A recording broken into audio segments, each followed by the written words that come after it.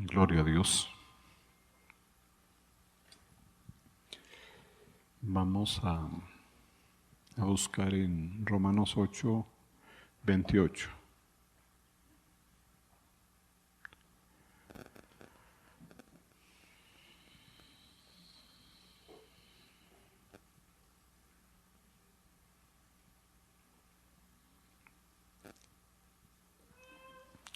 Dice: y sabemos que a los que aman a Dios, todas las cosas les ayudan a bien.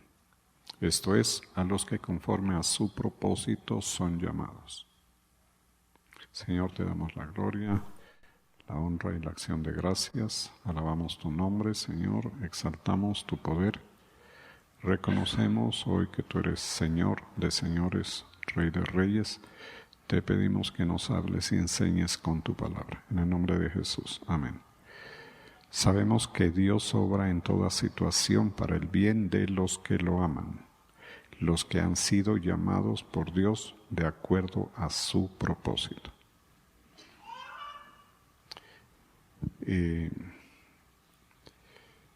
Este pasaje del capítulo 8 de Romanos, que es un capítulo bastante largo donde se tocan muchos temas que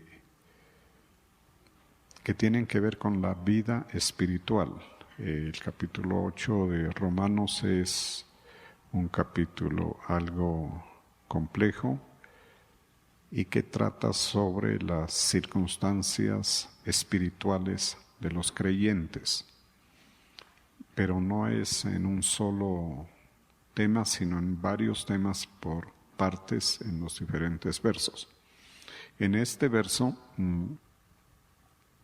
que en la versión Reina Valera la titulan Más que vencedores, toca este tema que es importante, que tiene que ver con los propósitos del Señor. Podríamos también decir con el plan de Dios para la creación, para la humanidad y para cada creyente en particular, porque en esos tres planos se puede mirar este pasaje.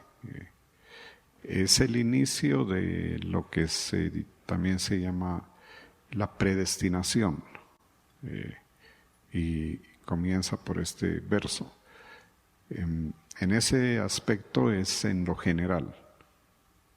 Los creyentes como personas predestinadas por la voluntad de Dios desde antes de la fundación del mundo, para que fueran o sean hechos semejantes a Cristo. Esta doctrina también aparece muy similar, muy semejante en el libro de los Efesios, carta a los Efesios, capítulo 1. El otro aspecto es al creyente, al que está profesando la fe, conforme al propósito de Dios, como el creyente que ha aprendido o está mejor aprendiendo a obedecer, como estudiábamos anoche.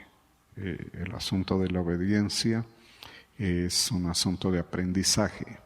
Esto en cierto aspecto nos ayuda, nos da esperanza, porque pues no es fácil obedecer a Dios. Hay que aprender a obedecer. Pero esa obediencia está dentro del contexto del propósito de Dios.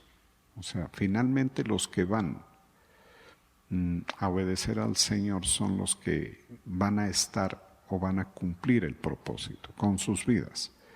En quienes el propósito de Dios se va a cumplir.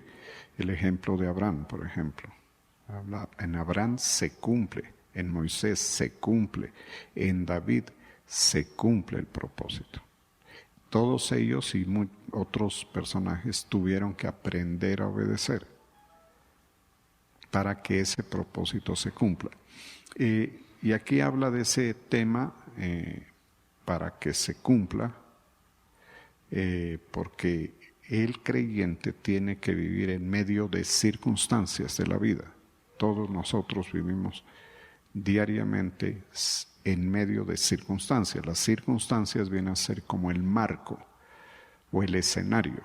En los las obras de teatro, especialmente,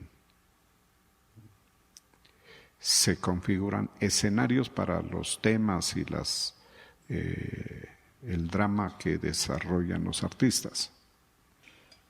En la vida del creyente siempre hay un escenario circunstancial que rodea la vida del creyente, que como estudiábamos anoche, la idea en el camino del Señor en esta vida es que los escenarios o circunstancias no nos desvíen de la voluntad del Señor ni del propósito, porque en eso va a radicar el éxito, porque si consideramos las circunstancias o escenarios de la vida de las personas, evidentemente nos van a apartar. Si nosotros nos dejamos manejar por las circunstancias, por los aspectos circunstanciales, cada uno de nosotros va a terminar en cualquier otra actividad o estilo de vida, pero menos en el del llamado de Dios.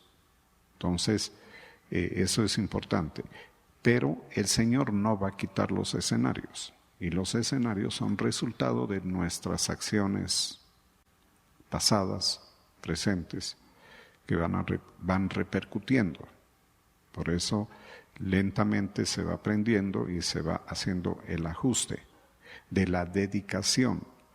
La Biblia dice que los tiempos postreros o finales son tiempos peligrosos. Son tiempos peligrosos para la fe del creyente, especialmente para la condición espiritual del creyente. No creo que se trate de peligro de tipo físico, natural, aunque también hay, pero antes incluso en ciertos aspectos era hasta peor, el peligro de la muerte por peligros de la vida. El mismo apóstol Pablo en sus viajes tuvo que lidiar con muchos peligros, incluso de animales. Esto ahora no es tan notorio. Los peligros que habla en el Evangelio son contra la vida espiritual, lo que se levanta, lo que puede rodear al creyente en su vida espiritual, que ponen en peligro su dedicación al Señor, porque nosotros no hemos sido llamados para una actividad ritual, ni hemos sido llamados para que le pidamos favores al Señor y el Señor nos los conceda. Nosotros hemos sido llamados para ser siervos, para poner nuestra vida al servicio de Dios. Y ese asunto es el que se va a dirimir en la vida de cada persona, si finalmente lo logra o no, si lo hace a cabalidad o no, o comienza y luego se aparta. Asunto que se observa muy frecuentemente por las circunstancias o por el marco de circunstancias que rodean y presionan la vida del creyente. Entonces, aquí dice, y sabemos que los que aman a Dios, el amor de Dios, el amor a Dios mejor, más exactamente, es un concepto bien importante, que muchas veces lo pasamos muy fácil, muy rápido, no nos detenemos mucho en él. El amor a Dios es tan importante que de él depende la obediencia, al fin de cuentas. El Señor lo dijo, si me amáis, guardad mis mandamientos. La obediencia a Dios depende del amor que le tenemos. La fe promueve obediencias, invita a que obedezcamos a Dios. Si tú vives por fe, vas a sentir por la fe la dirección a obedecer a Dios. Pero la obediencia se va a completar, se va a efectuar, se va a realizar solo si lo amas. Si no hay amor, es muy difícil, porque el amor establece un compromiso o un tipo de obligación con Dios. Es algo que no se puede dejar de hacer por causa del amor. por un sentimiento, no es por un pensamiento, es lo que se siente, lo que dentro del creyente hay. Cuando lo analizamos así, vamos a pasar por la circunstancia poco triste de que nosotros no amamos al Señor como decimos, sino que lo amamos mucho menos. Y nos da cuenta de eso nuestras desobediencias. Los puntos donde nosotros, o los momentos en que por circunstancias hemos desobedecido al Señor. Y si hacemos un examen en la vida personal, pues se puede decir que honestamente me imagino que todos hemos tenido momentos de desobediencia al Señor. Eso en una persona que tiene algo de claridad en su llamado y con algo de consagración, no habla tanto de la fe, sino del amor. Y lo destaco así porque no le podemos echar a la fe todo. Porque si decimos, no, es que le falló la fe, de pronto sí, pero de pronto no. Y para darle idea mejor de lo que dice la palabra es, de pronto le falló el amor, no lo ama tanto. El amor de Dios y el amor hacia Dios es algo que va a ser consecuencia de la comunión, porque nosotros estamos sin Dios, estamos vacíos. No podemos amarlo porque estamos vacíos de Dios. Por eso es que la Biblia en el apóstol Juan dice, Dios es amor. Cuando el Señor nos llena, el Espíritu de Dios nos llena, pues entendamos que nos llena, entre otras, con otras características, nos llena con su amor. Y con ese amor de Dios que viene a quedarse aquí dentro de nosotros, en nuestro corazón, con ese amor podemos profesarle amor al Señor. El amor que aquí dice. Sabemos que los que aman a Dios, pero con el amor espiritual. Con el amor de 1 de Corintios 13, que es el amor que el Señor quiere que ejercitemos hacia Él, hacia el Señor, pero también hacia el prójimo. Otra forma de medir nuestro nivel de amor de Dios en el corazón es cómo nos comportamos con el prójimo. Ahí todos tenemos que meditar, porque no podemos salir con la rapidez de decir, no, yo soy buena persona, yo no le hago mal a nadie, yo no, yo bien con todo mundo. Pero pues difícil con la gente que uno se cruza en el andén de pronto, que ni lo mira siquiera, pero ya con el contexto, con la familia, con los contextos de trabajo laborales o sociales que corresponda, pues ahí se va a ir viendo. Entonces el amor es un elemento fundamental para denotar la calidad de la relación que tenemos con Dios. Y cuando nosotros nos demos cuenta de que fallamos en algo al Señor y entendamos que es falta de amor, vamos a tener mejor posibilidad de corregir.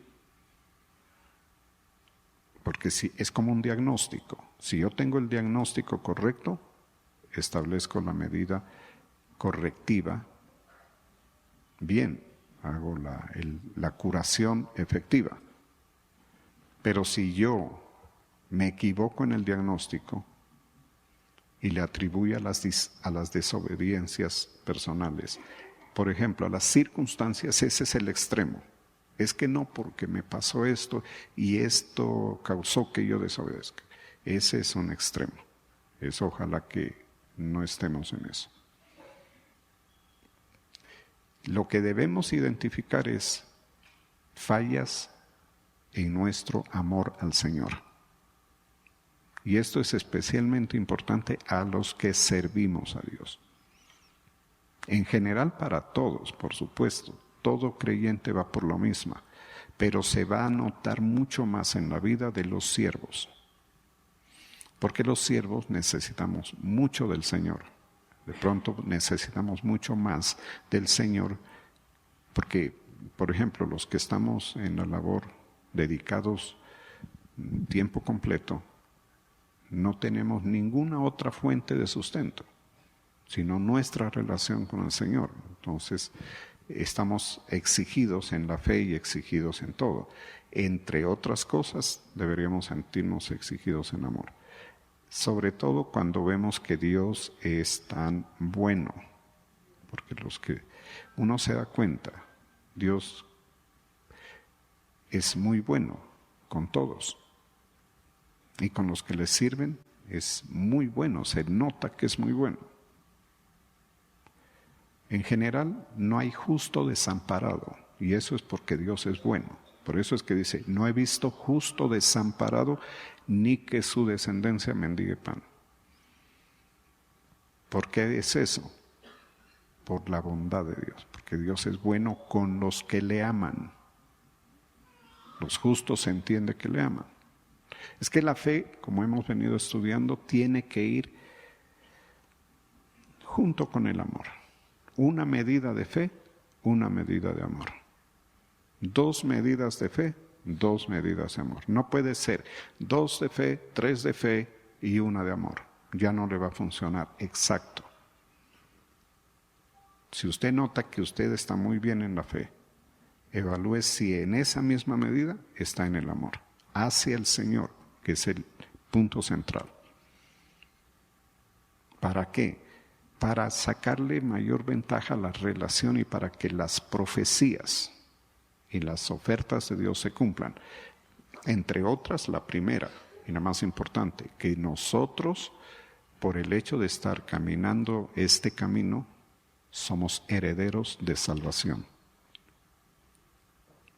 Debe cumplirse, mire, yo le digo así, y yo no estoy viendo a ningún moribundo aquí, ni siquiera la raniaga, que parecía que ya se iba. Parecía, pero parece que no. Entonces, pero ayer me hablaban de una persona que sí la tiene gravísima. Un cáncer metastásico terrible, que yo no lo conozco, pero la descripción que me hicieron,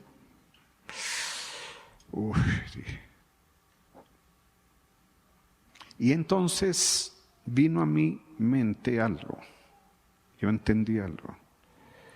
Todos tenemos que llegar. Hoy usted ya va 0 y van 2. La raniaga va con 2 cánceres. 0 vencido, ¿cierto? En el nombre de Jesús. Este es un héroe en cancerología.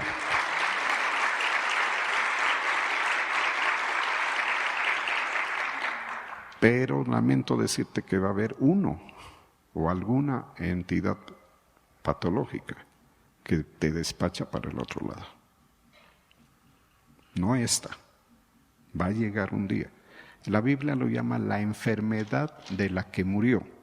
Todos nos va a llegar. Y ojalá sea enfermedad. No vaya a ser que se le caiga una montaña encima o algo catastrófico. Un accidente. Pero cuando a mí me hablaban de este señor, yo entendí, le llegó la hora. Y lamentablemente, todos los días de su vida, ninguno se lo dedicó al Señor, porque es incrédulo. Entonces uno dice, terrible. Nosotros, cuando yo les digo que somos privilegiados, todos los creyentes, somos un grupo social privilegiado, porque incluso sabemos, nosotros somos tan privilegiados que nos preparamos durante la vida para el momento de la muerte. ¿Quién se prepara en el mundo? ¿Qué mundano anda preparado con eso? El mundano vive echando ese pensamiento lejos. No, eso no. eso no va a pasar. Pero ellos se apersonan del asunto cuando el médico les dice, como dicen, arregle sus asuntos porque se va a morir. Le quedan tantos meses o lo que sea. Pero nosotros, la idea con la herencia de salvación es que vayamos preparando, haciendo los ajustes en nuestra vida espiritual para heredar en forma perfecta la salvación. Mientras tanto, también recibir todas las gracias y bendiciones de Dios. Entonces, los que aman a Dios, porque si no dijera así, pues, y sabemos que a los que aman, esto que va a decir ahí el verso 28 es a los que aman, no a los que no le aman. Por eso es importante amarlo, no de palabra, sino de hecho.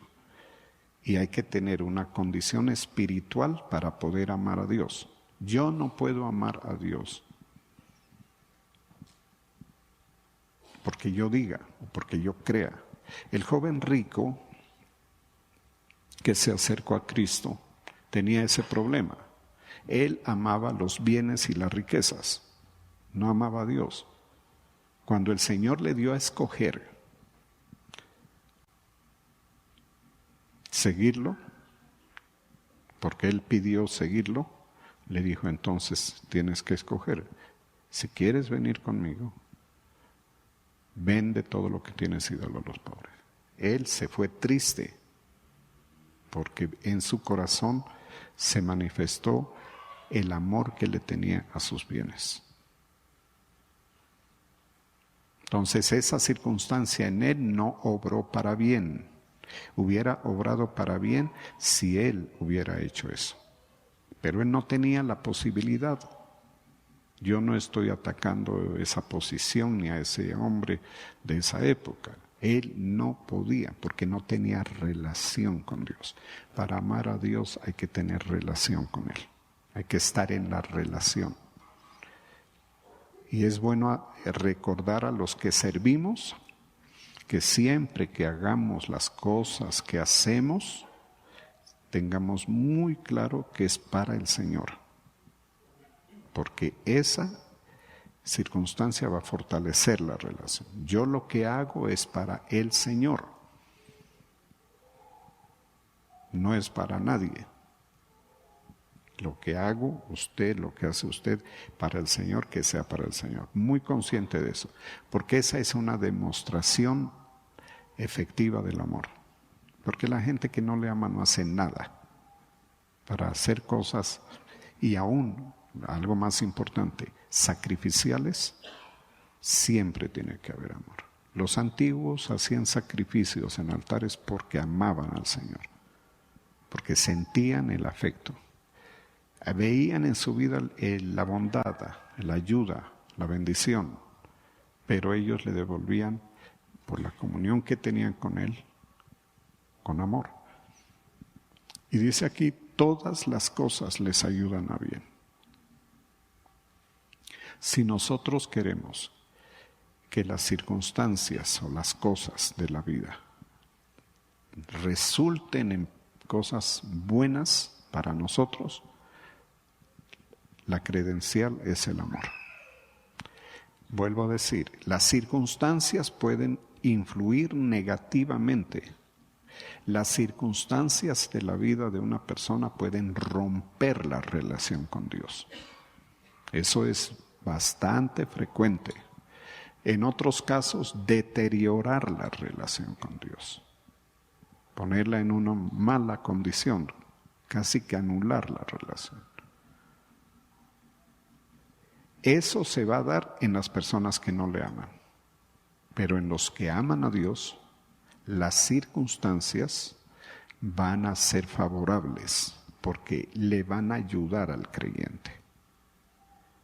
No a Dios, al creyente. El beneficio es para el creyente. Le van a ayudar en toda suerte de circunstancias para que éstas salgan bien y para que estas circunstancias no lo aparten del Señor. Eso es bien importante, es una forma. Entonces, ¿cómo se puede buscar eso? Amando al Señor. Esto es, dice, a los que conforme a su propósito son llamados. Por eso comencé con el asunto del propósito, de la voluntad de Dios, de la obediencia. Porque esto no, mire, aquí prácticamente nos da a entender, esto no es para todo mundo.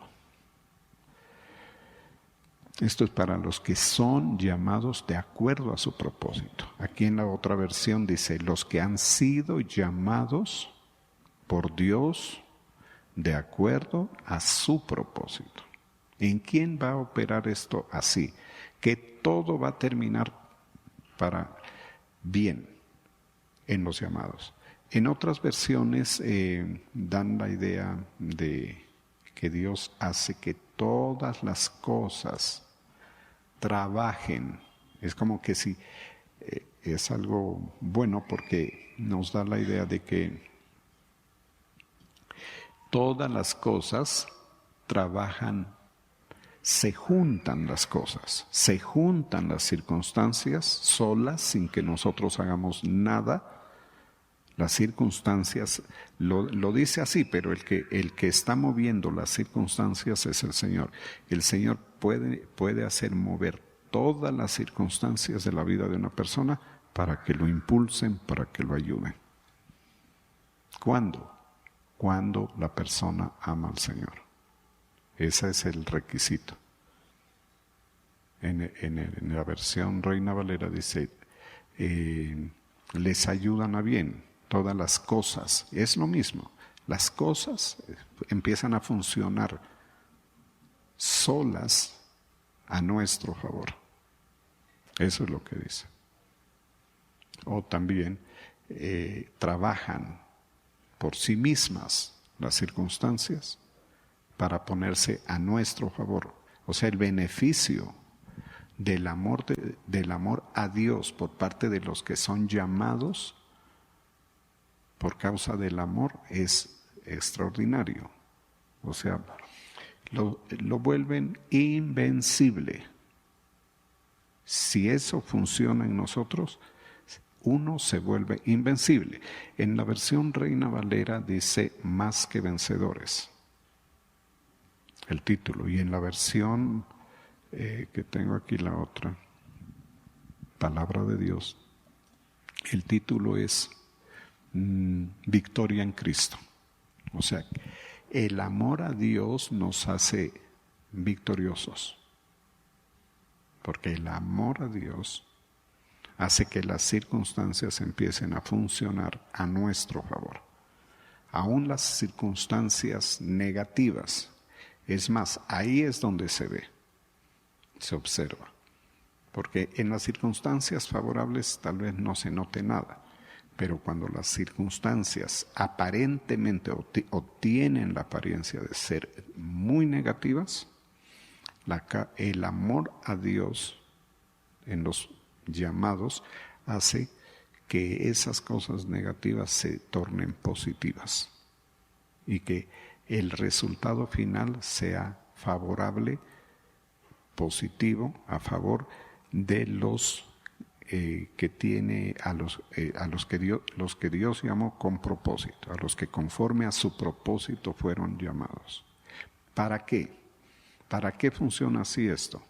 De acuerdo a este pasaje, es para que la predestinación que está en nosotros, ¿cuál es la predestinación que está en nosotros? Que seamos semejantes a Cristo, que vayamos siendo transformados a la imagen de Cristo. Dice, porque los que antes conoció también predestinó para que fuesen hechos conforme a la imagen de su Hijo. Él decidió que fueran como su Hijo. O sea, como hemos explicado en otras ocasiones, parecidos a Cristo. Para que eso se dé, se cumpla, tiene que pasarse por el verso 28.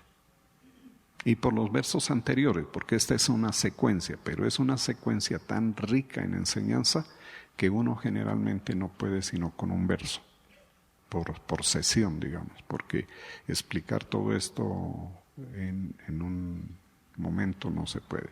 Entonces, el propósito de Dios, expresado aquí en Romanos 8:29, es que todos nosotros los creyentes seamos, dice, que seamos como su Hijo, o sea, semejantes, parecidos.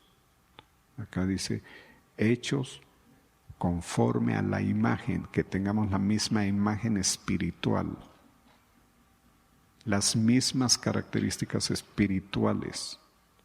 Eso incluye todas las características de Cristo e incluye, interesante, el mismo poder. Que creo que ese no se logra muy fácil, pero algo de poder de Dios, de Cristo, también vamos a recibir en la medida que se vaya formando la imagen. Nos fortalece, nos hace, yo lo he entendido así, nos hace como gigantes. Nosotros estamos hechos para resistir, para vivir en medio de circunstancias que otros no podrían. Resistir pruebas que otros humanos sin Cristo no podrían. Y esto se ve en el Antiguo Testamento en el caso de Daniel, por ejemplo. Daniel y sus amigos soportaron unas condiciones extraordinariamente difíciles y salieron victoriosos. A Daniel lo echaron en un foso de leones, que eso es algo horrible. El que le pase eso, horrible. Un final tremendo. Y el caso de Daniel es que lo tiran ahí y al otro día estaba tranquilo. Los leones tranquilos con él.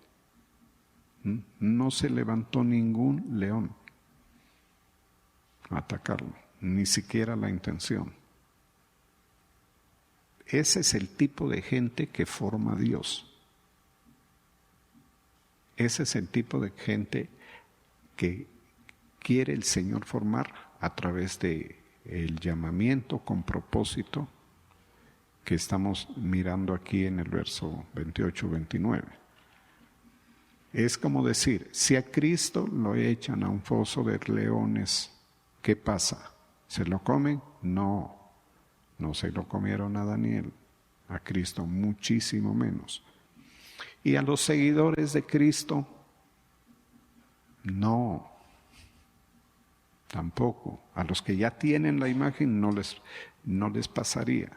Uno, como no ha vivido eso, dice, no, pues a mí que ni piensen en echarme. Pero uno tal vez no sabe que si lo echan, uno saldría vivo. Porque si ya está formada la imagen, algo, no todo, una parte de la imagen de Cristo en nosotros ya no somos como los demás. ¿Y qué tipo de cristianos alcanzan esa condición? Los mejores cristianos, los super cristianos, los más consagrados, los más ungidos, no. Los que aman al Señor. Cualquiera puede ser el cristiano más débil, más pequeño, pero si lo ama, ese es victorioso. Él va a salir victorioso en todas las circunstancias que le toque. Vamos a darle gracias.